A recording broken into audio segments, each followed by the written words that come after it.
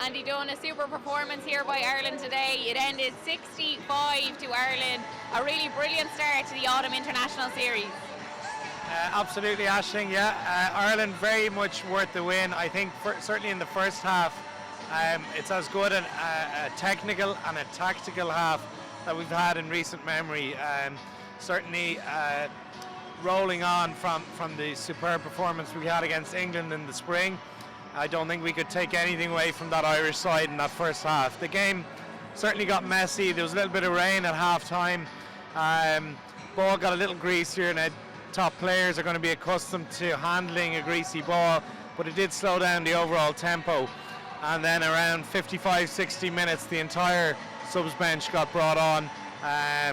Notably, Johnny Sexton getting taken off to a massive standing ovation, and well deserved on his 100th cap. But the arrival of the subs bench did cause further challenges, I think, for the Irish side. Obviously, we're going to look to use that subs bench, and we will need to against the All Blacks next week. So hopefully the fellas who came on, those lads, will get a little bit of comfort and cohesion in terms of playing with new combinations. It took a few mistakes probably for those guys to get used to each other out there today. Overall, though, hugely impressive first half and a good win. And obviously we've seen a lot of changes as well. A lot of subs came on. We've seen Dan Sheehan making his debut. And then we did have a lot of experience on the bench as well. Would you have liked to have seen maybe a few more lads maybe getting a chance here today? Well, I think it's a very, very tricky question for any management. We're running out of, I suppose, cycles of games in the lead up to the World Cup. So the period for experimentation is getting shorter and shorter. I'd imagine Farrell is now most likely looking at a squad where he doesn't anticipate new arrivals coming in a whole lot in the next 18 months. And I think he's looking at getting the current experienced group with a few newcomers playing a better standard of rugby than we've seen in recent years from Ireland. He's succeeded in that to a certain degree with an amazing performance against England in the spring. First half today again was probably as good as I've seen an Irish team in recent memory. So it's very hard to get that balance. We could have thrown in 5 or 6 young lads with no experience against Japan, but the likelihood of those lads then playing in a competitive Six Nations or World Cup game is not that likely in the next 18 months. So it's a tough balance to strike for the management. I think they're just about getting it right. The likes of Dan Sheehan coming in as well deserved. Very exciting to see as a backup to the likes of Ronan Kelleher. So there are certain areas where we can see that evolution in the team and younger players coming through, but I don't think we need to completely change personnel. I think focus on performance is probably key at this stage. And people have criticised over the last while that maybe Ireland don't really have an identity, that there's no really set plays that are evident. Did we see that here today? Are they making progression? I think a very, very clear progression, very, very clear identity in how we played today that would have been very similar to the entire English performance. We only managed it really for 40 minutes against Japan today. I think mitigating circumstances where the rain at halftime did make that ball significantly more greasy, and it was difficult to play that style of game. But very, very instructive to see the likes of Ringrose, Aki, James Lowe, Jack Conan, all looking to pass out of the tackle as often as they could. Throughout the team there was a clear sense of purpose when they carried the ball, that they did not want to die with the ball. We didn't have a huge amount of rucks. We were very, very technically good in terms of our passing. In terms of our decision making in that first half, sometimes we decided not to pass out of the tackle, hold on to the ball, and we squeezed Japan in terms of just holding on to possession. But there was a very clear and discernible style to that Irish play that I'd be hugely positive and welcoming about. I think they're starting to shape an identity and a style of play now that is different to perhaps the previous World Cup cycle under the last few years of Schmidt. So very encouraging stuff in that first half. And just a line as well on Japan. Obviously they were very poor out there today. It's only their 4th game since the World Cup. So I suppose I don't know what we were really expecting. Were you expecting a bit more though? Yeah, I think based on I suppose how impressive they were in that World Cup, I would have thought they were made of stronger stuff today. it's hard to tell in that first half. Was it? In my mind, it was excellence from Ireland as opposed to really poor play from Japan. In the second half, they showed a little bit more about them. Okay, they scored one really, really nice try, and it was very typical of Japanese play. There were changes of angle. There was very, very high tempo and speed to that try, and they held possession and executed the try really well.